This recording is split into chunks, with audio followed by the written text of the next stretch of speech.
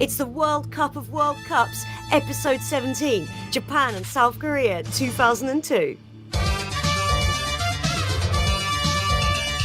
Friday, 31st of May 2002, Russian police officer Oksana Fedorova is crowned Miss Universe.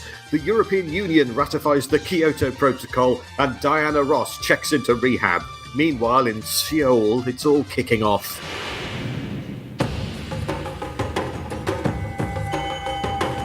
There are some where they take the shirt off and you go, no one wants to see that. And then there's a bunch where you take the shirt off and they're really hench and ripped. And you just go, sometimes they don't get booked and you just go, I can see why. And he ran to the referee and was going, look at my shorts. It was amazing viewing. It's like a very specific quantum leap. He'd done a wobbly leg. No, don't do that. Don't smash your breakfast bowl. Eat your breakfast. Not Greeks at a wedding. Yeah. My mother didn't do that. So rude. And VAR has looked at that and it was a goal and we won the World Cup. Konnichiwa, warudo kapu podoi kiatsu no warudo kopui e yokasu. Daiju nana wa nika nisen ni watashi no nemehai jemuzu kuka. De itsumo no ye ni poro sabaje ga sanka shimasu. Konnichiwa poro ogen kedesuka. Konnichiwa. Also, on Yongetsu Yai, Waldi Kiapi Eskai to Jeo, Ocean Jiosio Yul Juan Engida, Yul Gobwa, Ilbongwa, Hengogi Chonwai, J Ilium Une, Jemsu Kugigoayon, Chennai Koi Oleum, Paul Sabijawa, Henieneda, Onyong Paul Chelchine. Ongyong? Yeah, that's hello. Because we are in two countries with two different languages. We are in Japan and South Korea for the 2002 World Cup. Also joining us is a comedian, actor, singer, and internet sensation who co-hosts the podcast Mystery on the Rocks and once played Katisha in The Mikado. It's Sooz Kempner. Hi, yes, that is a link to Japan in a way, isn't it? I assume that's why you wanted to do the 2002 World Cup. Close to my heart because of my time playing Katisha, yeah. So where were you at in 2002? So I was 17 and I was doing my A-levels. I'm sure we'll get to it, but I've got a very distinct memory of England's match against Brazil because it fell right in my English literature A-level. Well, actually, during the exam? Yes. I mean, that's the thing that they should have factored in, I think. They should have thought ahead. I went in and England were 1-0 up. Oh, mate. Let's just assume that's how it finished. Yeah. I was doing my A-levels as well. I have memory of doing my A-levels. I have memory of this World Cup. I have no real recollection of how they intertwined. So it's entirely possible that I jibbed off everything to watch, like... Maybe you didn't do English literature A-level. I didn't. I should have done, because I like books and I was shit at electronics, so I should have done that instead. I was working not as a waitress in a cocktail bar, but in an office job for a large utility company, and I took a lot of time off during this World Cup. Some of it sanctioned, some of it because I had poorly voice on the phone and didn't want to go in. I found that the key to getting out of something over the phone, it's been a while since I've had to do it, but if you sound like you're trying to be upbeat, that's good. Answer the phone with hi, like that, like you're really trying to sound like, look, I'm putting on such a brave face, but I really can't do it. I think that's better than going hello. So Japan, South Korea and Mexico bid to host the 2002 World Cup, and the head of FIFA, João Havelange, backs Japan, and the head of UEFA, Lennart Johansson, backs South Korea. And so they come to a compromise, which is for both countries to share it, but not Mexico. You're not allowed. It would be great to be Japan and South Korea and also Mexico. Mexico having to do like a load of flights, but come on. They're very much the gooseberry in this little relationship. They don't get anything. In qualifying, 199 teams go for 29 places. 29? Oh, because... Show your working, Sooz. Yeah. I think Japan and South Korea should have to qualify just like everybody else. That'd be awkward if they didn't. In qualifying, of course, England have quite a roller coaster of a qualifying process for this World Cup. They start with their manager, Kevin Keegan. This is the old days. In a big coat. That's how I always see Kevin Keegan, in one of those big puffer coats from the 90s. He lasts for one game, which is England's last ever game at the old Wembley, that they lose to Germany 1-0 with a goal from Didi Hamann. Was it on the cards for Keegan to go at this point? How long was he in place? Yeah, he had Euro 2000, which we didn't Gotcha. do great in. Yeah, it was petering out under Keegan. And by his own admission, he said he wasn't good enough and then resigned in the tunnel immediately after the game. He resigned in the tunnel. Oh, wow. Yeah. But nevertheless, as I told the players, I just don't feel I can quite find that little bit of extra that I think you need at this level to find a winning formula. Then Howard Wilkinson took over for one game, which England drew 0-0 with, I want to say, Finland. And that game is notable because Ray Parlour hit the bar in the last minute. The ball bounced over the line, but the goal wasn't given. How different things could have been had that gone in. Wilkinson would have stayed as England manager and Ray Parlour would have led the team to World Cup glory. So who do we hire instead? We had We to went go for- abroad. Yes, for the first time, it was our first foreign manager. Oh, our first foreign manager. Yeah, it was Sven-Göran Eriksson, which I believe is the correct pronunciation. You say his name as if it's piss. Sven-Göran Eriksson. Apparently, that is the closest way is to say urine. And England go to Germany, to Munich, and what happens? Carsten Janker scores first, and I get sad, is what happens. He scores after 6 minutes, and I go, oh, it's going to be one of these games. And then it's not. It's one of those games. It's one of those games that you remember forever. England win 5-1. It's the game where all of them come from Liverpool players. Yeah, Michael Owen scores a hat-trick. It just has a huge cultural impact in the UK. We still bang on about it because, we bang on about all our triumphs because they're so few and far between. It inspires the song Sven, Sven, Sven by Bell and Sperling that gets to number 7 in the charts. Sven, Sven, Sven-Göran Eriksson. Very It strange song. Is dreadful. Sooz, you're a musician. What is your take on this record? It's brilliant. It's subversive. It's a weird song to revisit because when I looked at it for this podcast, I went, oh yeah, I remember this. I remember the video for it really well because I remember it was like, they've got a Sven-Göran Eriksson lookalike for the video was kind of a big deal for no reason. It looks real cheap, but it does seem to be a first draft of a song. It's just them describing different players with rhymes, I guess. They say that Sven-Göran Eriksson has Jimmy Savile's haircut, which he doesn't. Doesn't at all. Doesn't at all. I saw it anyway. He's got Jimmy Savile's haircut, but he's still got a lovely girlfriend. And I was like, what are you? Because Jimmy Savile didn't have a receding hairline for a start, so they don't even have similar hair. He looks more like Mr. Burns and would have been a much more relevant cultural thing to say. Yeah. They also have a go at Rudi Voller and Oliver Kahn that in no way will inspire Germany on to do well. They also say he's a lovely geezer, but don't forget he's from Sweden. Yeah. It's weird because it's like there's not even a stereotype for the Swedes or anything. It's just like they went, oh, they rhyme. It rhymes. And the video is sexist. Yes.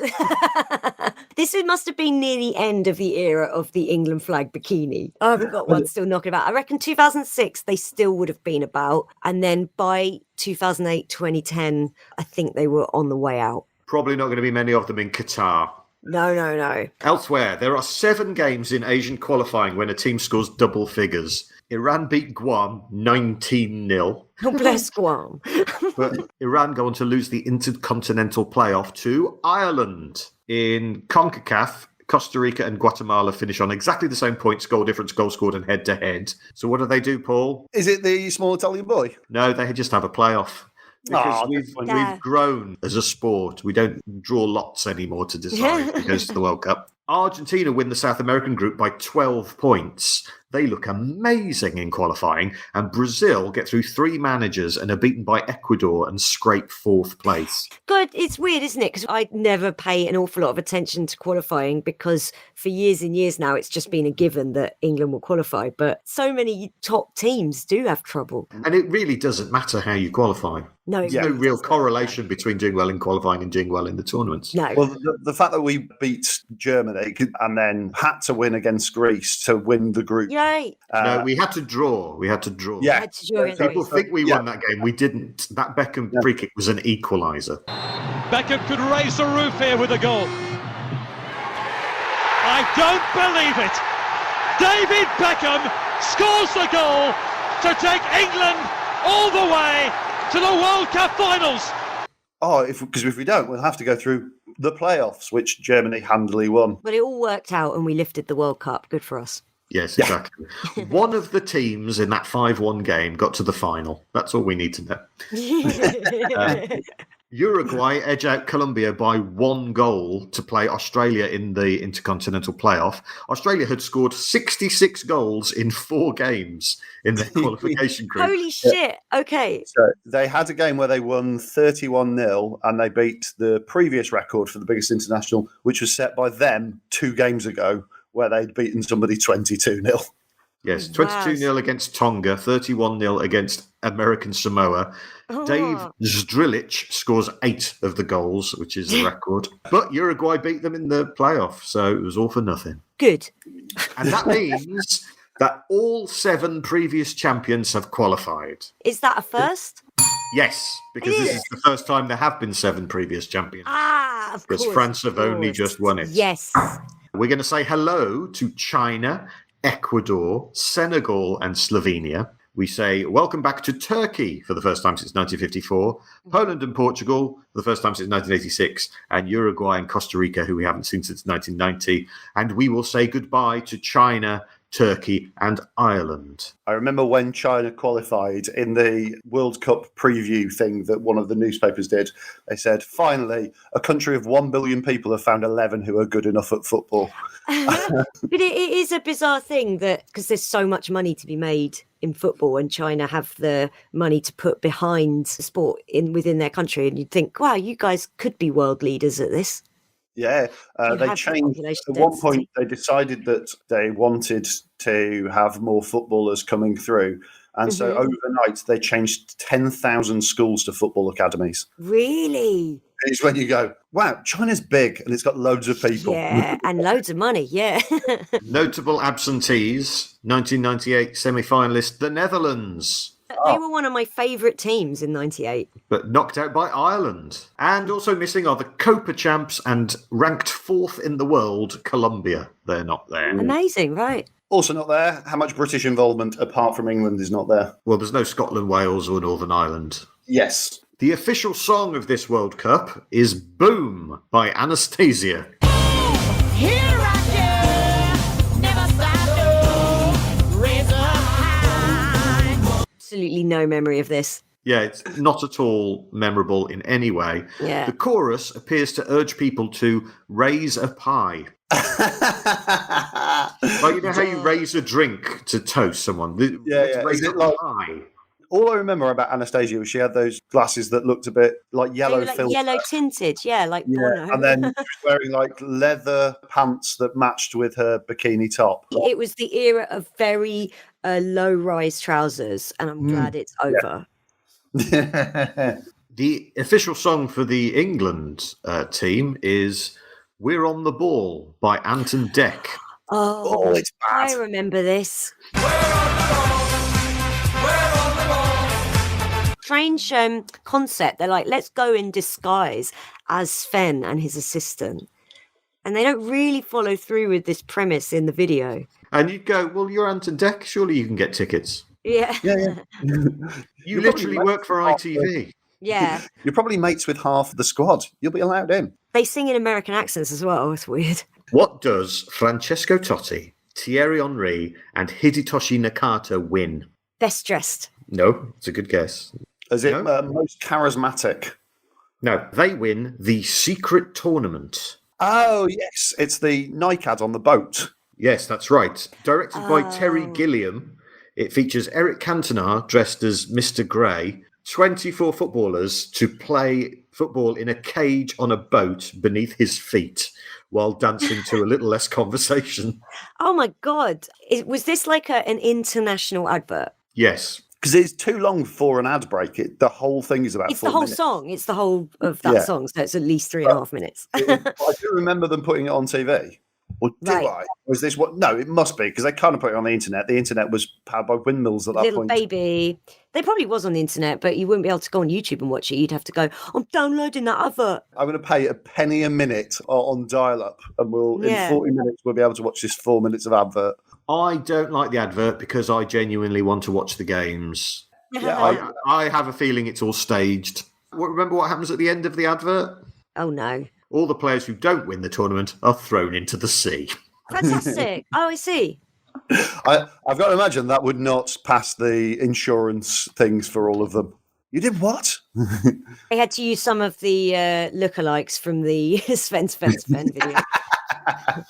The BBC dropped the ball completely on their theme by choosing Tarantula by Faithless.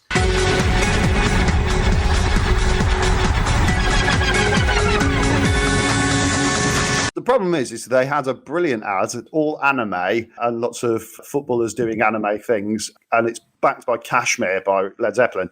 Chills went through me when I watched it as a 17-year-old. We're like, oh my God, this is amazing.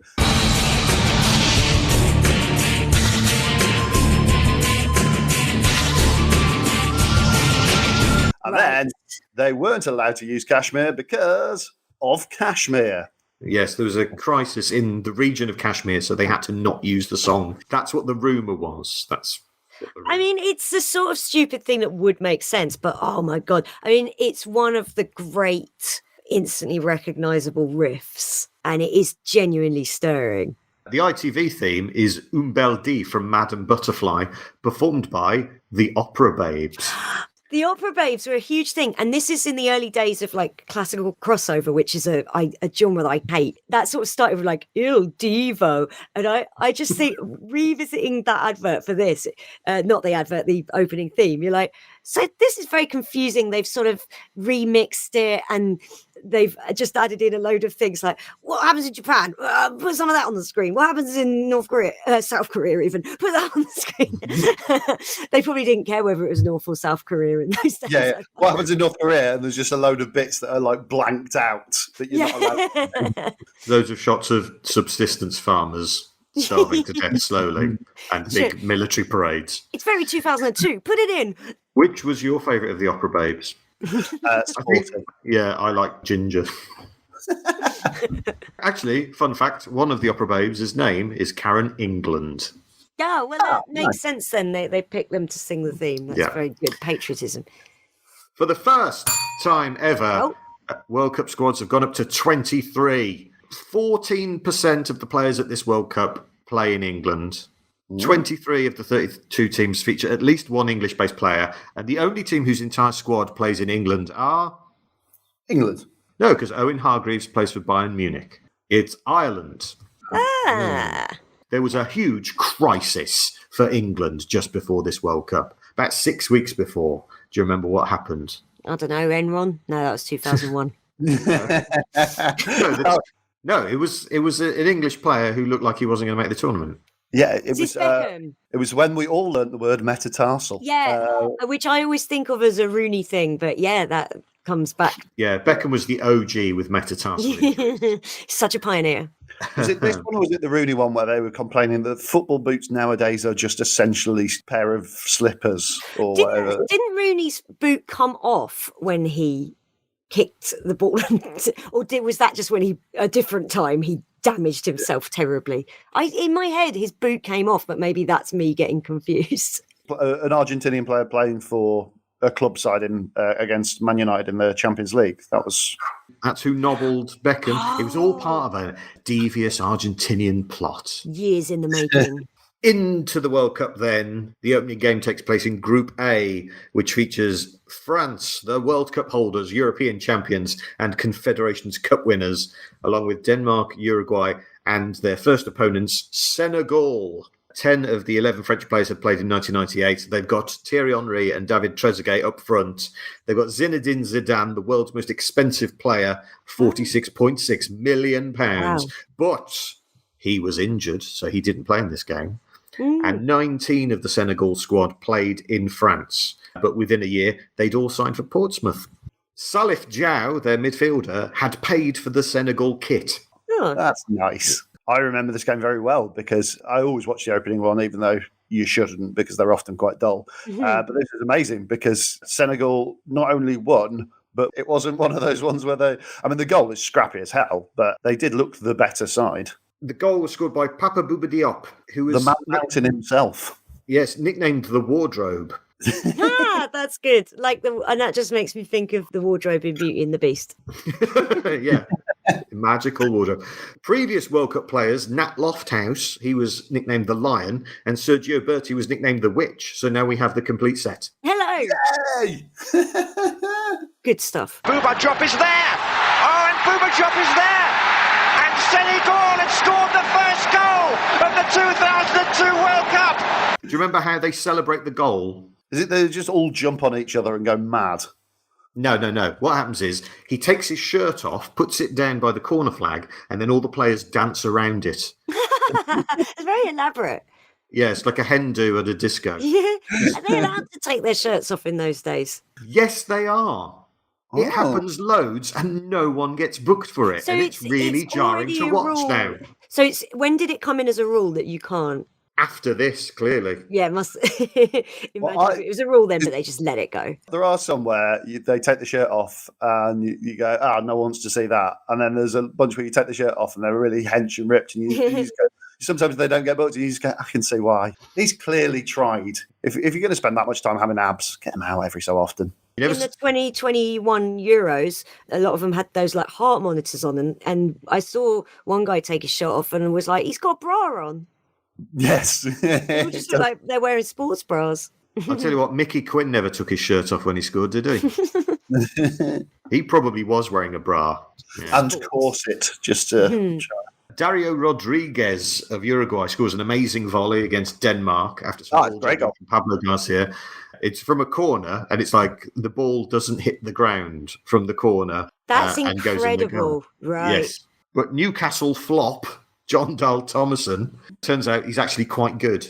He scores twice, so Denmark win. Thomason, who's the joint top scorer in Denmark football history with 52 and 112, gets another in a 1-1 draw with Senegal and another in a 2-0 win over France, who are out. without scoring a goal. I remember this. France going out in the first round was huge news. Yes. Yes, this is the worst ever performance by a defending champion, not counting when Uruguay just didn't show up. They are slightly better than not showing up at all. In the 0-0 between France and Uruguay, in which Thierry Henry is sent off, Yuri Djurkaeff and Diego Forlan are both unused squad members, which is a shame because when France played Uruguay in 1966, their dads, Jean Djurkaeff and Pablo Forlan, both played. And then in a bonkers game, Senegal goes 3-0 up at halftime against Uruguay. When Fadiga takes a penalty, there is so much encroachment in this World Cup on penalties.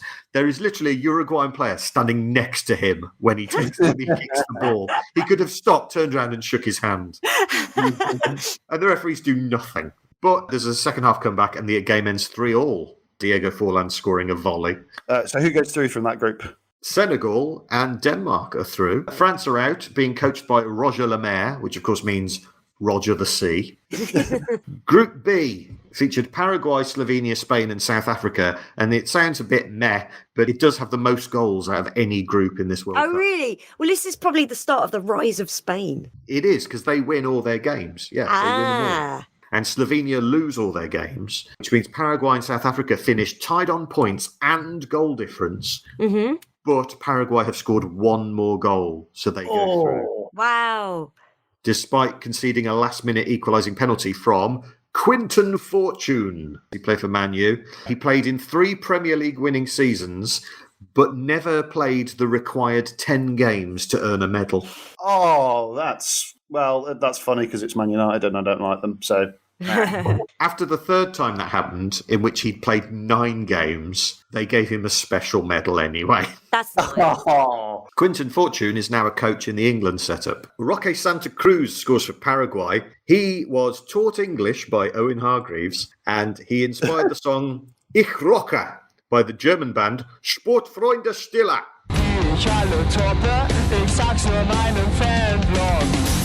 Ich rocke. it's not as bad as you'd think. The opening bit is very poor, but when they start playing the guitar, that's when it gets good. In 2006, Roque Santa Cruz will be voted the sexiest player at the World Cup by not one, but 2 German publications. He is still playing in the Paraguayan First Division at age 41. Oh, that's nice as well. I like this. Zlatko Zavic Slovenia's star player and record goal scorer, had been subbed off after an hour of their first game, so he insulted the coach, and the coach then sent him home. It's so easy not to do that. Siyabonga Nomvete, who scores the only goal in the South Africa-Slovenia match, gets married after the World Cup. And then, because he's been signed by Udinese, and his new wife, doesn't want him to run off to Italy and get, mixed up with Italian women or anything. So what do you think she does to stop him doing that? Oh, so not like immediately get divorced? No. Throws herself in the sea like the end of that advert that Terry Gilliam did. No. She fakes a kidnapping. Go for it, love. Go boss. How to keep a man. Lucas Radebe scores as Spain beat South Africa. I thought you were going to say Lucas Radebe did the getaway drive. He is Nelson Mandela's hero. You know how people who say my hero is Nelson Mandela? Well, Nelson Mandela's hero was Lucas Radebe. He I want played to for find out who Leeds. Lucas Radebe's hero is and see what the longest chain you can get. It's Kevin Keegan. He played for Leeds, of course, Lucas Radebe. There's a beer named after him in Leeds. What do you think it's called? If it's not Lucas Radebe, Yeah. It is Radebe, yes, it is. When he was out shopping with his family in South Africa in 1991, he was shot in the back. Oh, But he wasn't critically wounded, and he went on to have a football career. And he is the reason why the Kaiser Chiefs band are called the Kaiser Chiefs. because it's a South African football team and Yes. they're Leeds fans. Oh, is that true? Right. Yes. South Africa are coached by Jomo Sono, nicknamed the Black Prince of South African soccer, and Bra J. He owns a football team in South Africa, which he has named after himself. I agree. It's German Sono is a great name for a football team. Subisiso Zuma, South African forward, nicknamed Zuma the Puma. It's like he's advertising breakfast cereal. This is a tragic story. His dad, with whom he had a fractious relationship to say the least, would never come to see him play football. His dad died the day that he made his international debut. Oh. It's like a Cat Stevens song. Their third choice goalkeeper, George Koumantarakis, had a month before the World Cup scored an international goal against Scotland. When Scotland conceded a goal to South Africa's third choice goalkeeper. Oh, wow. Group C features Brazil, China, Costa Rica and Turkey. Tough group for Brazil, this. As you'd expect, Brazil win all their games quite easily. China lose all their games and don't even score a goal. Turkey get second place on goal difference because they didn't lose to Brazil by as many as Costa Rica did. As we have seen in previous World Cups, sometimes the teams that scrape through the groups do really well in the knockouts, as is what happens with Turkey here. In the Brazil-Costa Rica game, which Brazil win 5-2, Brazil are wearing white shorts. Oh. White shorts and a yellow shirt. It looks bad. Hassan Sass of Turkey scores against Brazil and China. He'd been suspended for doping in 1998 for taking a drug that helps prevent incontinence in dogs. Okay. What does it do in people that helps you with your football? Makes you stop peeing like a dog. Maybe that's useful for football. Get away from the corner flag, you. Hakan Unsal was sent off against Brazil because he kicked the ball at Rivaldo's leg so hard that it somehow injured Rivaldo's face. Oh, I remember I this. love this clip. This clip is amazing. I show it to people all the time who aren't into football, and they go, "What?" every time. It's so funny. It's just so pathetic as well. So he stood at the corner, and it's Rivaldo. So he's very recognisable. He's a very distinctive looking guy. And it's best in slow motion because you see the thinking time. The ball bounces off his lower leg, and then you see him go, and then he contorts in agony and puts both hands over his face and falls to the ground. And it's stunning. And having watched a lot of Copa games, particularly last year, because it was on while the Euros were on, the Copa America, this sort of thing happens a lot. They obviously have to temper it when they're playing in like a World Cup or if they come and play for a European side. Because there's a lot of things like in the final of the Copa last year, Neymar's shorts got a bit ripped in one tackle and he ran to the referee and was going, "Look, my shorts. It was amazing viewing. Rivaldo does get fined for that, Oh, good. Because it Good. was But- ridiculous. but mostly let off. Yeah. Because FIFA are cowards and never actually punish things that damage the game. Emre Belözoğlu scores against Costa Rica. In 2014, he'd become the first Turkish player to be sentenced for racism after making comments towards Didier Zakora. He got a 10-week suspended prison sentence. Oh, wow. That's pretty good. hardcore. Umit Davala scores against China. He had is it a mohawk or a Mohican when it's like a taxi driver style? Oh, The Mohican's like a really big sticky up one, isn't it? Oh, I didn't know there was a difference. I just assumed a mohawk was people who couldn't be bothered to say the whole word. And after retiring, he released several rap songs. Okay. They are not good. Ben Ümit Davala. Bir hikaye anlatacağım sana. My name is Umit, and I'm here to say this is the first time a team coached by Bora Milutinovic has failed to make the second round, because he is the coach of China, who are out. Their squad featured Zhang Enhua, who had scored 3 goals for Grimsby Town in 2001. Zhang Enhua died of a heart attack the day after his 48th birthday because he drank too much. We've all had those hangovers where you're like, can I die of a hangover? And it turns out you can. A Zhangover. Sun Jihai, who played for Manchester City, is in the China squad. He's the first East Asian to score in the Premier League and the first Chinese player to score in the UEFA Cup. He only gets to play 25 minutes here at the World Cup, though, due to injury. There's Hao Haidong, who is China's record goal scorer. He scored 41 goals in 107 games. In 2005, he joined Sheffield United for the world record low transfer fee of £1. That's more insulting than it's free. Because like loads of players go on free transfers. That's Yeah. a thing. It's like end of your contract, you can go on a free. He goes for £1. What's the significance of paying the pound? Because often it means something, doesn't it? We paid something, so we have rights over something. But I don't understand it. It was part of Sheffield United's bid to try and get some of that lucrative Chinese market. Right. They thought, we'll buy China's record ever goal scorer, but we're only going to pay £1 because, things from China tend to be cheap. He'd only ever make 1 appearance as a substitute. All right, so they got their money's worth. That's £1 for every appearance. In 2020, he publicly denounced the Chinese government, so all mentions of him have been deleted from the Chinese accessible internet. Wow. Where is Including this podcast. he now? And Chi Hong and Jiang Jin, who were both sentenced to 5.5 years in prison for match fixing. The Costa Rica squad featured their record goal scorer, Rolando Fonseca, nicknamed El Principito, The Little Prince, yes, and El Rolo, the king from a cartoon in the 70s. just means the roll. Because he rolled Was the it- ball in to the goal. Like, that is the best case scenario. The worst case scenario is he's a fat little man and they were being mean. They're horrible, yeah. They're the winger, William Sunsing. There was something in the way he moves. Oh, Jesus. I am seeing why this podcast is so long. There was Pablo Chinchilla, who went on to be a character in Peppa Pig. Densest fur in the animal kingdom, the chinchilla. Fact fans? And Lester Morgan, their third choice goalkeeper, who kills himself on Halloween 2002. Wow. Some say not he long still after haunts the football stadiums of Costa Rica. Because that's what, 2-3 months after the World Cup, 3-4 months maybe even. Ooh, what was going on in this guy's life? That's another podcast.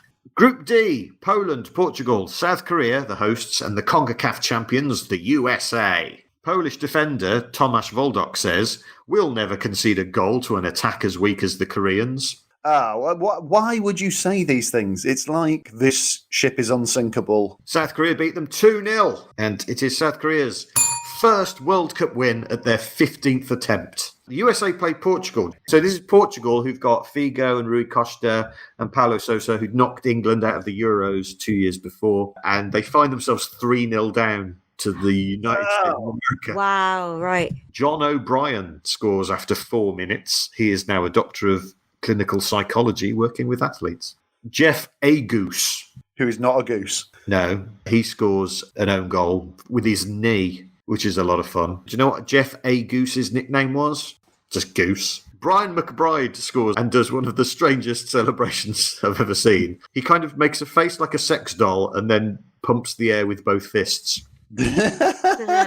Clint Mathis gives the US the lead against South Korea. In 1999, he'd play himself in an episode of The Jersey, a Disney show about a girl who uses a magical jersey to jump into his body. Is it only his body? Specifically Clint Mathis's body. It's like a very specific quantum leap.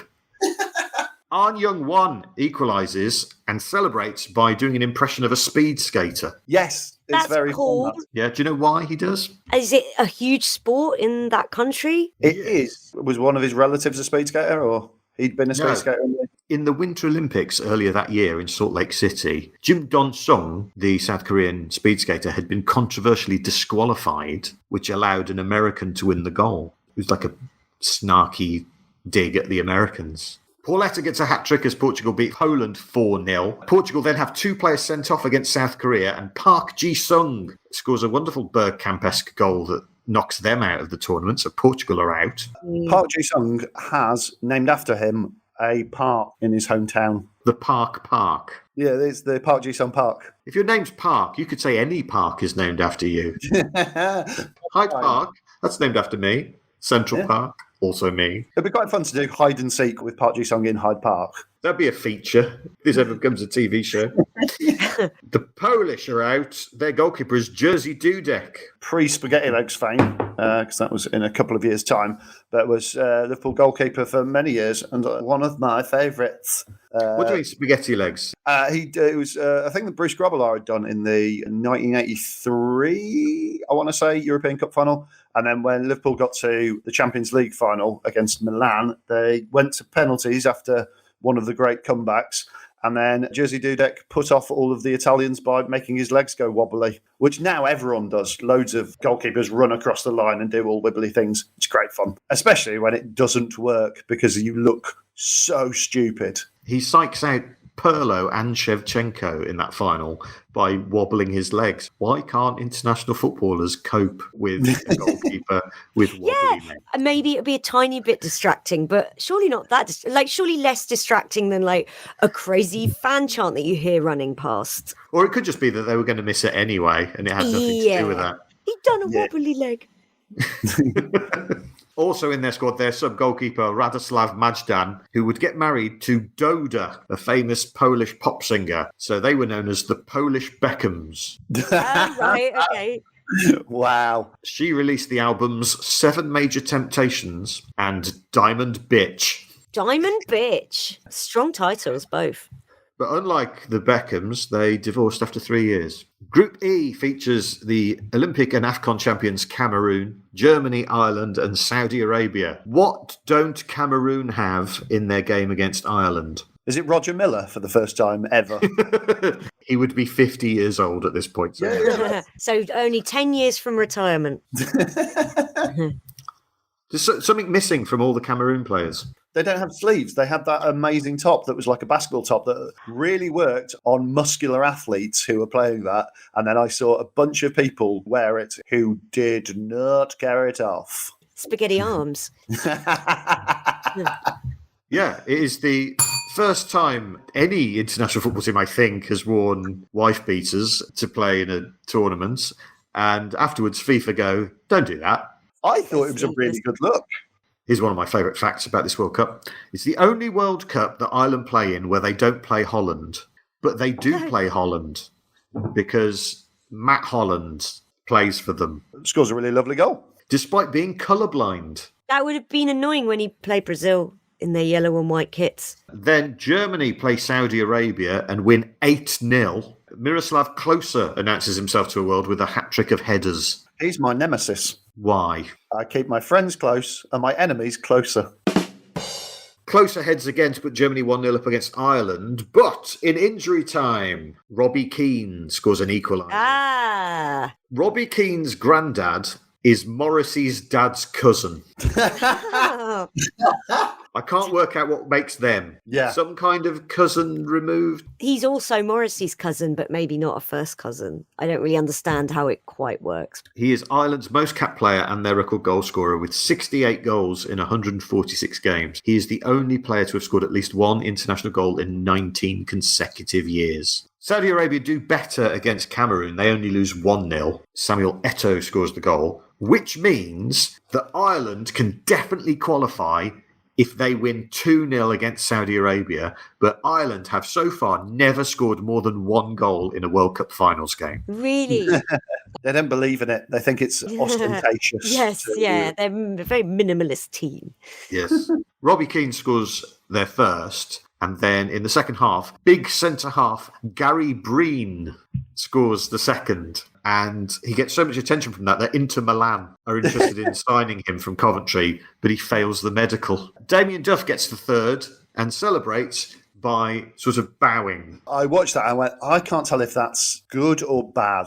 Let's assume he's just trying to ingratiate himself to the locals and not... Yeah. No, that's what I was hoping. But, it's cultural appropriation or cultural appreciation, isn't it? He probably didn't think that much about it, to be fair. Damien Duff, for some reason, is referred to by name in the song Summertime Shootout by AJ Tracy featuring T-Pain. It's money off them losers, put it right into trust. And in West, we ball like Damien Duff. I'm with them. Cameroon are out. Their squad features the striker Pius Ndeifai, who sounds like some kind of Christian pop duo. Hi, I'm Pius, and I'm Deifai, and together... we fight very specific liturgical crime.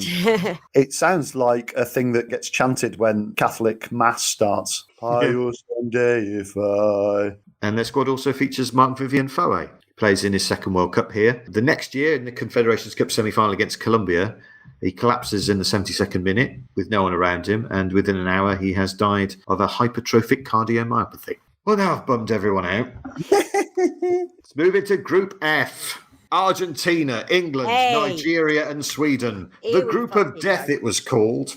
Sometimes there's a group of mild peril, but this is actually one that everyone could have won. It's a little bit like in the Euros last year. What was it? Hungary, Germany, Portugal? Yeah, and France as well were in that group. Right. This is a strong group of death. I like it when England are in the group of death. It always makes me proud. We're not being written off out of the group of death. We could deliver some death.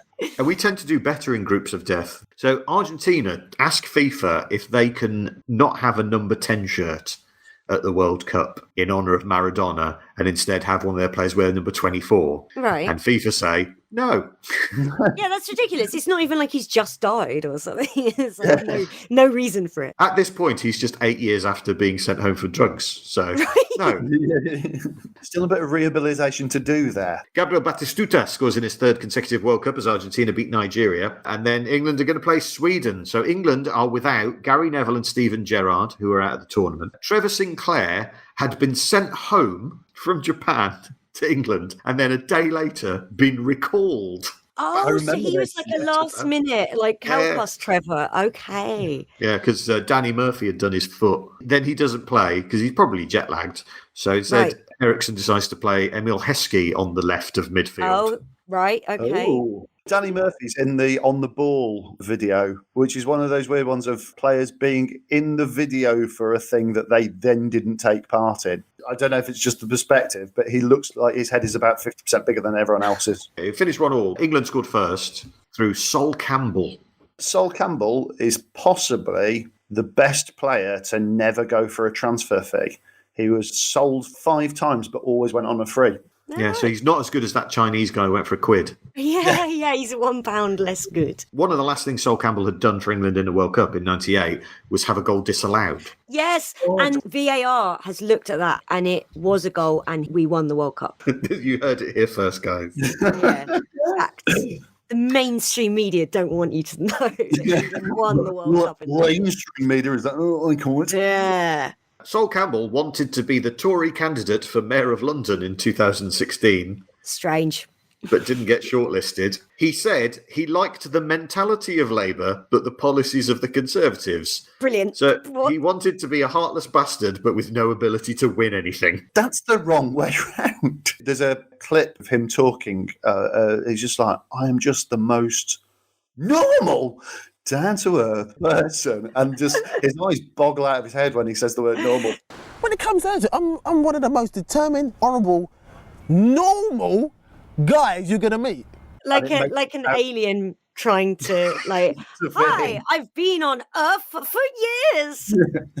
I grew up with family and friends. Sol Campbell is married to the granddaughter of the founder of Barrett Homes. Okay. Danny Mills, in for the injured Gary Neville, makes a mistake. Nicholas Alexanderson equalises. Danny Mills would be runner-up in the 2012 series of Celebrity MasterChef. He's got two sons. His son Stanley plays for Everton, and his son George won the 2020 British 1500 metres title. Hey, a sporty family who love to cook.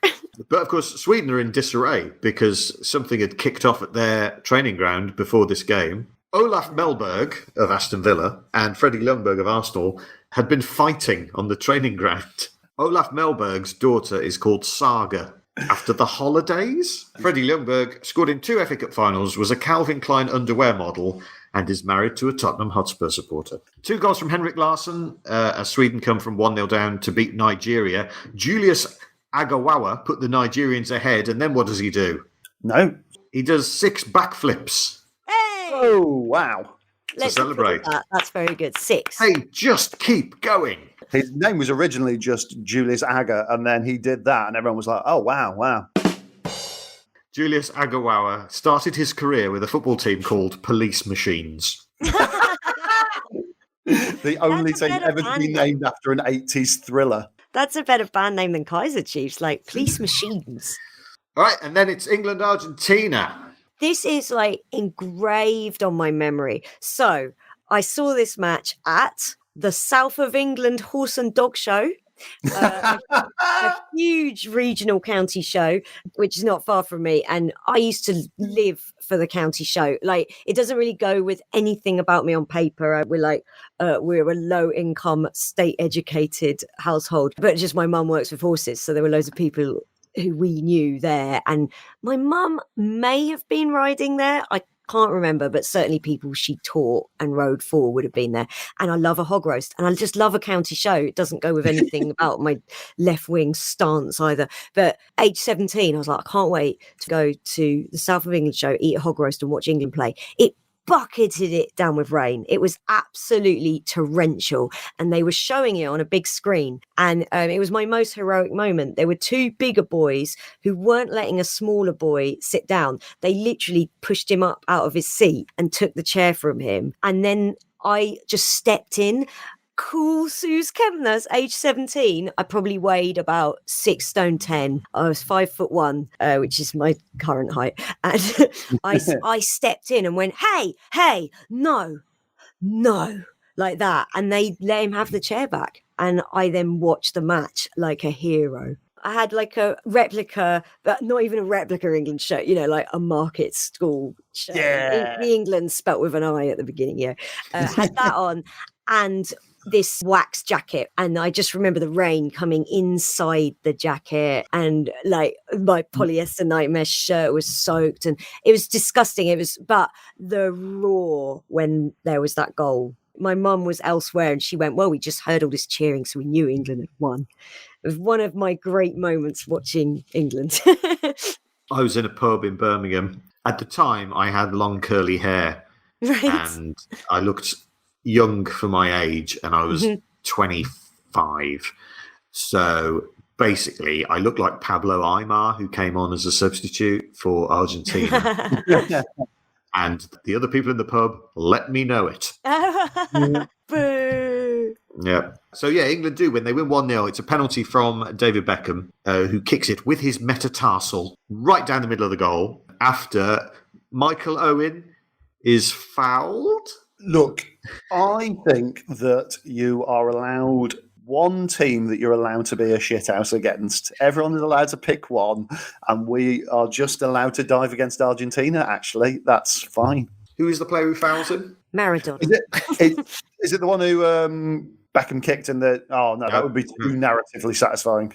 No, it's Maurizio Pochettino.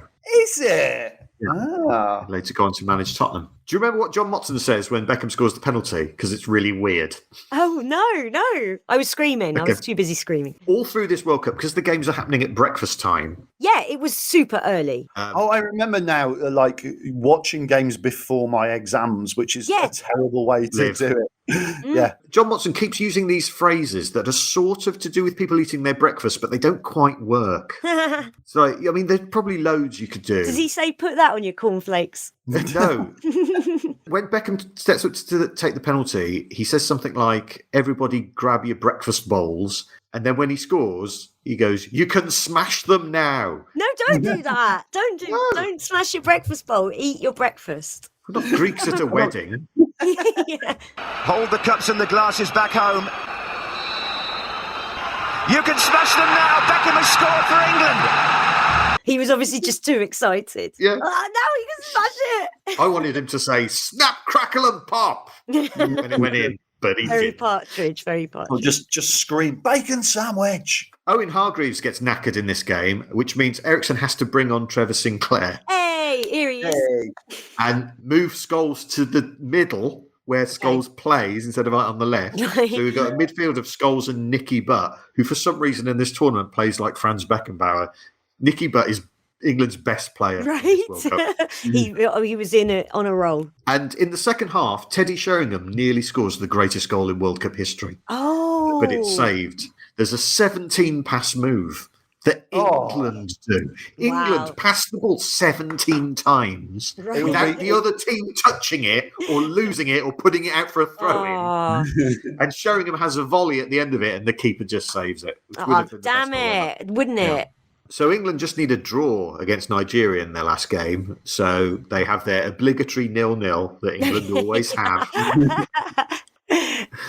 against Nigeria. The fun is happening between Argentina and Sweden because Argentina have Claudio Caniggia sent off for swearing from the bench. Oh. So he's wow. he's the first player in World Cup history to be sent off from the bench. I like that. He's like, you're swearing, it's too much, and he obviously couldn't hold it in. He'd probably been warned several times at this point. My mother didn't do that. So rude. Anders Svensson gives Sweden the lead. He's Sweden's most capped player. And then Hernan Crespo gets a late equaliser from a penalty rebound when Hernan Crespo is so far into the penalty area when someone else takes it. I've been very anti-VAR recently, Right. but watching old football has made me realise actually there's loads that VAR has sorted out. Yeah, absolutely. Right. Yeah, ultimately it's a good thing. Oh, I've just remembered something else about that England-Argentina game. Late that night, they'd show highlights. They got to the highlight show and they were like, "Oh, it's going to be an extended program tonight and we're just going to show the whole match again." I remember it really well because I was like, so I had an exam probably the next day and I remember going, I'm staying up and watching the whole thing again. So Argentina are out. One of the favourites. Coached by Marcelo Bielsa, who, of course, Pep Guardiola says is the greatest manager of all time. Huh, not that year. Nigeria are also out. Their squad featured Joseph Yobo, who in 2008 married the most beautiful girl in Nigeria. Did she call herself that? She won that title in a contest. Oh, okay. Okay, so it's true. Yeah. Their midfielder, Justice Christopher. Sadly, he died earlier this year, so as we've long suspected, Justice is dead. Effie Sodja, who sounds like you're swearing twice. That sounds like one you've hit your thumb with a hammer and try and not swear in front of your kids. In 2017, he was sentenced to 18 months in prison for siphoning money from a charity. JJ Okocha, Baltimore. playing in his third World Cup. In 2019, he was charged with money laundering in Scotland. His nephew. I think money laundering in Scotland is just being able to get rid of the ones that come from the Clydesdale Bank. Where you're just like, no, it's legal tender, I promise. JJ Okocha's nephew is Alex Iwobi. And Femi Opabunmi, who plays his third and final international game against England. He never plays for Nigeria again. Oh. He is 17 years old. Oh, what a short career. Group G, Croatia, Ecuador, Italy and Mexico. It's a bit of a strange one because they all win games in this group. Croatia beat Italy but don't go through. So that's third place from 98 are out. But the winner against Italy is scored by a player called Milan. Ah, nice. Milan Rapajic. And it's a little bit special as well. Italy do have 2 goals disallowed for no apparent reason in this game. Oh, really? Is this a VAR, justice for VAR? I mean, we'll get onto this when we get to Italy's second round game. But they are hard done by in the game against Croatia, which ultimately didn't matter because Italy went through and Croatia didn't anyway. Okay. But after the game, Paolo Maldini says that the referee in this game, Graham Poll, should be burnt at the stake. Oh. That feels like a lot. I've read Graham Poll's autobiography for reasons I cannot remember. He does come off as a particularly humorless man, but he claims that he likes to do pranks. And when he's done a prank, he says, classic Polly. Shouldn't it be Polly? Graham Pole should be burnt at the stake. Also, Graham Steak should be burnt at the pole. And then Ecuador beat Croatia, but Ecuador don't go through either. Their first ever World Cup goal is scored by Agustin Delgado. He becomes Ecuador's top scorer. He scores 31 in 71, and he is nicknamed Tin because he doesn't have a heart. Didn't we have a funny little match against Ecuador in 2006? We do, yes. It's last 16 match. The things I remember from World Cups. So they were on the up, basically. Ecuador were on the up. Yeah. They have some fairly decent players. Delgado's one of them. He was playing for Southampton at this time. Okay. He was heavily medicated on painkillers so that he could play through an injury in this World Cup, Jeez. which it really annoyed his boss at Southampton, Gordon Strachan. I think everything annoys Gordon Strachan. I don't think I've seen Gordon Strachan look happy. Even when he's cheering and celebrating, he looks like he's furious that he's have to do this. Yeah, he's furious that he can't jump over an advertising hoarding, if you remember 1986. When pressed for his plans for the Ecuadorian striker, Strachan said, "I've got more important things to think about. I've got a yoghurt to finish by today. The expiry date is today. That can be my priority rather than Agustin Delgado." That's great. That's really good. For instance, I've got a yogurt to finish by today. The expiry date's today. And that could be my priority rather than Delgado just now. That's good banter. Is it good man management, though, to say to your striker, yogurt is more important than you? I think it's poor for morale, but it was good for my morale just then. Yeah. Hearing about it. Delgado in 2006 would be banned for 6 months for starting a mass brawl in an Ecuadorian league game. But in 2013, he'd be elected to the Ecuadorian National Assembly. Where he started another mass brawl? There's no evidence that he did. He was part of the centre-left party with another 2 members of this World Cup squad also got elected. We're getting the gang back together. I mean, there are numerous members of the Euro 96 squad that I think would be good leaders at the moment. I think they need to start bringing that sort of thing over here. Ulysses de la Cruz, who played for Aston Villa, sort of. Ivan Hurtado, the most capped South American male footballer of all time, with 168. They also got into the National Assembly. And their goalkeeper, Jose Savelos, who was nicknamed Las Manos del Ecuador. The hands of Ecuador. Later, he'd become Ecuadorian Minister of Sport. So Croatia are out, despite having Stipe Pletikosha as their goalkeeper, who wore a T-shirt of the Virgin Mary underneath his football kit. That'll do it. Yeah, but the thing is in World Cups where they all reveal their little St. Christopher medals or their tattoos of rosaries, and you go, well, you can't all ask God to win. That's not how it works. It's a nice idea, kids. It's the wrong Christian icon, if you ask me, using goal, and everyone knows that Jesus saves. And Alan Boksic making his World Cup debut at age 32. Oh, Never give up. I mean, I'm 38 now. I might give up. The final group, Group H, features the Asian champions and co-hosts Japan, along with Belgium, Russia and Tunisia. Belgium start with draws against Japan and Tunisia, which means they become the first team ever to draw 5 World Cup games in a row. Oh, really? Wow. The most Belgian record ever. Mark Wilmots scores a fantastic overhead kick against Japan. But Japan do go on to beat Russia and Tunisia, which puts them through. Russia beat Tunisia, which means the winner of the Belgium-Russia game will go through in second place. Johan Valem scores for Belgium. He is nicknamed Il Geometra. The geometrist? The geometry. Yes, because of his accurate passing. Dmitry Sichev scores for Russia. He is nicknamed the Russian Michael Owen because he was 18 and quite fast. There's a lot of those going around. Marian Pahars was the Latvian Michael Owen. So just guys who are young and quick. Yeah. Sichev is the 4th youngest World Cup goalscorer and was once seen rapping at the MTV Russian Music Awards. I was about to say Michael Owen wouldn't do that, but of course Michael Owen was on The Masked Singer, so maybe he would have.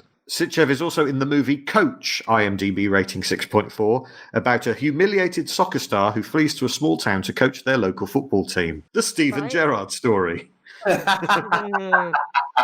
Belgium win 3-2 and Russia are out. Their goalkeeper, Ruslan Nigmatulin, goes on to become a DJ. For his mate the rapper? Yeah, they should get together. They should. DJ Jazzy Ruslan and the fresh Dmitry. Yeah. Their forward, Alexander Kurzhakov, the all-time Russian top scorer with 30 in 91, has a weird name for his autobiography. It's called Up to 16 and Older. Up to 16 and older. So I think that must be what the autobiography covers. Yeah, rather than his preference. But also, up to 16 and then older, that's everything. Yeah. Coming up in part 2, more shocks, baffling refereeing, South Korean reality TV shows, an easy route to the final, Ronaldo, Rivaldo and Ronaldinho, as our deep dive of the 2002 World Cup continues. And if you're wondering why we haven't spoken about Roy Keane, we've got a special episode with Ireland and Man United fan Andrew Ryan that will cover all of that. So make sure you're subscribed as the World Cup of World Cups continues.